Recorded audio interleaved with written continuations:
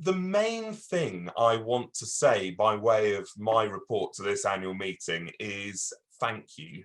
I want to say thank you to lots and lots of people. I want to say a very big thank you to our church wardens, Chris and Becca, and with them to the rest of the standing committee, which has been for this last year, Debs and Kate. And, you know, this has been a season of extremely challenging leadership, really difficult times, as, you know, as everyone is finding. And I just want to say to Chris and Becca and to Debs and Kate, I'm just so grateful for your prayerful support, your encouragement, your love, all basically for looking after me and for helping me think through how we respond to the situation we're in. I am hugely grateful to the four of you. You've been very great blessings to me and to the church during this time. I'd want to say exactly the same to the rest of PCC. We've had some very strange meetings on, well, our first ever one was on Teams, and then we realized Zoom was much easier. And we have made some big decisions following some really helpful discussions, and we've done it in a timely way, and I think we've done it well. So I'm grateful for PCC members who have made themselves available and given time, given wisdom, given prayer. Thank you. I'm also very grateful to all our Connect group leaders, for Ian leading Woollerton Park A, and I know Alice has kind of helped a lot in that group as well, for John and Debs leading Beeston Group, and for Kate and I who have led Woollerton Park B as well. So many people have spoken about how Connect groups have been kind of contact with one another, contact with normality, contact with discipleship, and that's been hugely valuable. So thank you to all of you guys for what you've been doing there. I've also been very grateful for the people who have turned up, many of them day in, day out, to our morning prayer online. There have been so many days where I have got up and started work and so on, and I've just thought, oh my goodness, how are we going to get through all of this? There are another whole load of challenges that have just arrived today, and that half hour of prayer for one another and for our mission and our ministry has been really, really valuable. And so thank you especially to those of you who've been there regularly. It's been tremendous. But I also want to say just actually a really big thank you to everyone. In so many ways, as a church family, we have really pulled together. People have been very generous with time. People have been very generous in looking after one another. People have been very generous with money. And just all of that is just hugely appreciated. And there are too many people for me to mention by name one by one, but I know people have been very sacrificial in reviewing their giving to the church while our finances have been so tight because of the closure of the church hall and so on. So just really to the whole church, I want to say thank you for pulling together and for being the church family that we're meant to be at this time. I have obviously spent time talking with other church leaders and members of other churches around the country, and certainly there are some churches that are doing similar to us. There are probably some churches that have been able to do more things than we've been able to do, but there are certainly churches where just an awful lot of what they're doing have kind of fallen by the wayside. And actually, even just giving out the postcards in the parish last week, we've heard from people from other churches who have heard nothing from their church for 6 months, which is a great shame. And it is real testimony to all of you guys, to your generosity, your commitment, your prayer, that actually, you know, we have kept going and we have done a lot to bless one another and to bless our community. So big thanks. These last 6 and 7 months have affected all of us differently. I know that actually some people feel they haven't been affected all that much. Work has continued more or less as it was, and in some ways it's not seemed all that different. But I know that other people have found it just hugely, hugely difficult. And the sense of isolation and all the challenges of learning to work from home, being separated from people we love, not being able to go away on holiday in the way we might have done. There are all sorts of reasons why a lot of people have found this just to be incredibly, incredibly difficult. And of course, all of that means that we are in very different places when it comes to thinking about church and thinking about God and so on. And I know that there are some within the church family who are feeling excited and enthusiastic, and we see gospel opportunities, and we are ready for action. We're ready to make the most of them. We're chomping at the bit, and that is great. I know that there are others within the church family who just feel like we are plodding on. We are tired. We're frustrated, it's hard work, but we are keeping going. And it's, some of the joy has gone from it, but we're still going, and we're okay. But I also know that there are some people who have been hit really hard, and to be honest, just getting out of bed and having breakfast and making it to work, that in itself feels like an achievement. And actually that is an achievement. And when people say they have no real time and no real energy for much else, including kind of church things, I totally get where that's coming from. And you have my support, my love, my prayers, my sympathy, and you certainly don't have my judgment. That is how life is. And I suspect that a lot of us feel that we're on a pendulum and we have swung through all those different positions. I have experienced all of them. I have spent many days in these last months feeling I'm plodding. I have wonderfully had many days where I'm excited about the opportunities and so on, but I have also had many days where I think, you know what, I've got out of bed, that's an achievement. I don't know what else I'll manage to do today. And there have been days when I've been ill when I haven't even made it out of bed, but that's a slightly different matter. But wherever you are on all of that, whether you're excited, whether you're plodding, whether you are just about coping, I want to say to everyone, please do not play the comparison game. Please don't play the comparison game.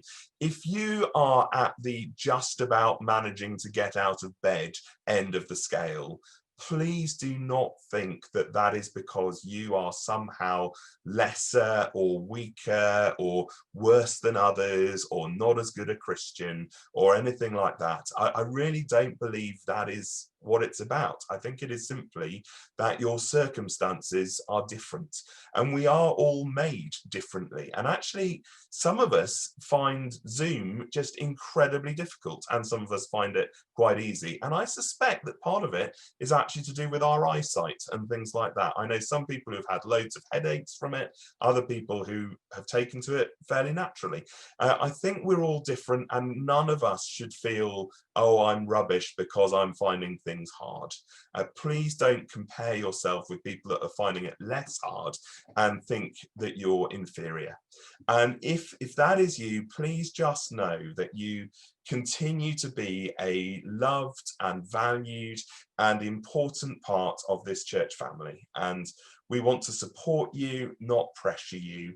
We don't want to judge you. We're your friends. We want to carry you with us rather than think, what a shame you're not doing so well.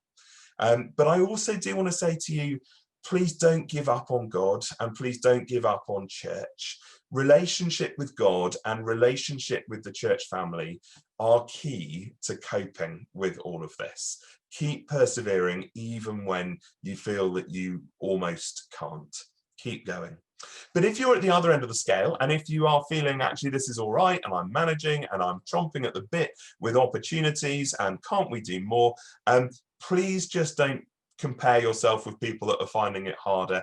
Please don't think you're a better Christian. Please don't go patting yourself on the back over it. It is simply that we're different and we have different circumstances, and we as a church family are about pulling together rather than racing each other and trying to overtake or whatever. So these months have affected us differently. Now, I don't know if you can think all the way back to the 15th of March, which was our last service in church together before the lockdown. And it was a Sunday where I, at kind of 8 o'clock that morning, I tore up the sermon that I had written. Actually, I haven't torn it up. It's still on file, waiting to be preached one day in the future. But I felt I needed to quickly pull together something else to speak about the pandemic. And I said that I believe there are 3 things that need to continue in the life of St. Mary's, even though there are all sorts of things that need to stop. And I said, we need to continue trying to support and care for the vulnerable. We need to keep proclaiming the hope of the gospel, and we need to keep encouraging one another in the faith. And I want to say 6 months, 7 months later, I still believe those are the things that we need to be focusing on as a church. We still need to be trying to support and care for the vulnerable. We still need to be proclaiming the hope of the gospel, and we still need to be encouraging one another in our faith. Let me say a tiny bit more about each of those 3. Firstly, supporting and caring for the vulnerable. I think in terms of our relationship with our parish, we have done this really well. The parish support scheme that we set up very quickly at the start of March, and that we have kind of renewed in the last few weeks with the postcard deliveries, that has been hugely appreciated, and we've received messages of thanks even from people who in the past have not been at all warm towards the church. We've had lots of words of thanks. Some months ago, we were thanked in a video on the City Council's website. There is a wide sense of we have served this parish well. And so thank you to all of you who have helped with that. I think as well that when we think not just about the parish, but the church family, I think we've done quite well in keeping in touch with and supporting quite a few isolated members of the church family. There have been people who we've spent much more time on the phone with than we would otherwise have done, and actually who we've managed to keep quite connected to. But I also think there are some people who have slightly fallen through the net, and we need to keep trying to be in touch with them and to encourage them and support them. But I think I just want to remind you really that needs to be the responsibility of the whole church family, not just those of us who live in the vicarage. And, you know, actually my plea to you all would be, if you've got a copy of the church prayer diary, dig it out. If you haven't got a copy of it, send me an email and I'll email you the most up-to-date version. Use it to pray for one another, but also look through it and think, who are the people that you would normally have had some contact with, but have not had contact with recently? Who are the people who, when you look at it, you go, gosh, I haven't spoken to her in ages, or I haven't heard from him in ages. And get in touch with them and see how they are. And if you don't have their contact details, it's the usual business of, if you send anything written that you send to the vicarage, we can forward to them. We'll just put it in the post with their address on. Also, if you want to phone people, you can try phoning me, and I can't just give you their phone number, but the church phone system would let me phone them and say, so-and-so's trying to get in touch with you. Can you stomach the thought of talking to them? And if they say yes, I can connect you. So you could talk there and then. Or I could say they'd love to hear from you, but another time. So the kind of supporting and caring for vulnerable members within the church family, we need to keep doing it. We need to redouble our efforts as we have this second wave, and as it looks as though Nottingham's going into a local a local lockdown at some point over the next few days. But please don't just think it's our job. It is the church family's job rather than just individuals. But thank you so much for all of you who have been doing that so well over these recent months. So that's supporting and caring for the vulnerable. Proclaiming the gospel. Thank you so much for all your help with this, especially recently. Thank you for all your help with the card delivery. I know some of you have taken a bundle and have managed to do it. One of you, thank you, David, took, I think, 5 bundles and spent several days doing it. That is hugely generous and we really appreciate it. Thank you for those of you who have shared our videos on social media and so on. I am hugely encouraged that over 2,000 people have seen a bit of last Sunday's service on Facebook. 331 people, when I last checked, had watched the whole service. So that 2,000 may have only watched a few moments of it, but several hundred have watched the whole service. That is a wonderful, wonderful achievement. So those of you who have faced the cringiness of sharing it on your Facebook and so on, it has been valuable. It has been worth doing. Please continue to do that over these next few weeks with the rest of our guest services, and especially this coming Sunday when we have the bishop coming to speak. It's a really, really worthwhile thing to do. So I think in terms of proclaiming the gospel, there's always more that we could do. There are always ways in which we could grow, but I think we are doing this and we should be encouraged by that. Thank you for your part in it. But the third part, the encouraging one another in the faith. I was struck in my quiet time this morning. I was looking at Ezekiel chapter 40 and verse 4 said this. And the man, this is the kind of angel that Ezekiel sees in his vision. The man said to me, "Son of man, look with your eyes and hear with your ears and set your heart upon all that I will show you. For you were brought here in order that I might show it to you. Declare all that you see to the house of Israel." And it was that particular middle phrase, "set your heart upon all that I show you," that really struck me. And what the angel goes on to show Ezekiel is this great vision of the temple, great vision of God's glory and his work. And the words were, "set your heart upon it." And that is what we need to be doing as Christians. We need to be setting our heart not on the temple in ancient Jerusalem, but on the Lord Jesus and all that he has done for us. It's not enough to just believe. I mean, it is enough to just believe in terms of salvation and so on, but in terms of us enjoying the gospel and living it out, we need to have our hearts set upon it. And we need to help one another to set our hearts on it. And I want to give that more of a focus in the second half of this term, particularly after the half-term break that we'll have in a few weeks' time. And I want to try and offer something that, on the one hand, puts absolutely no pressure on people who don't have time or energy or, quite frankly, appetite for anything else. People who just go, just don't give me anything else in my diary because there is just no room for it. So I want to offer something that puts no pressure on people like that. But on the other hand, really nourishes and challenges and stretches and supports people who would value more in the way of discipleship. So what I want to try and do from the second half of term and going on, I don't know how long, would be to set up something a bit similar to what we did with the evangelists group a few years ago. So it's not, it's something that no one is under any pressure at all to join. No one should feel, oh, I really must do this. But it is for anyone who wants to join it. Everyone is welcome. It is not secret. It's not closed. It's not elite. It's not, chosen favorites or anything like that. Every single one at St. Mary's is invited. And You don't have to be in a great place to join it, okay? It is for people who are wanting to grow, not just people who feel that they are growing at the moment. So I'd want to say join it if you are feeling especially close to God, but also join it if you can't remember when you last spoke to God, if you're honest, but that you don't want to leave it like that. So if you're in a good place, join it. If you feel you're in a rubbish place, but you don't want to stay in a rubbish place, then feel free to join it.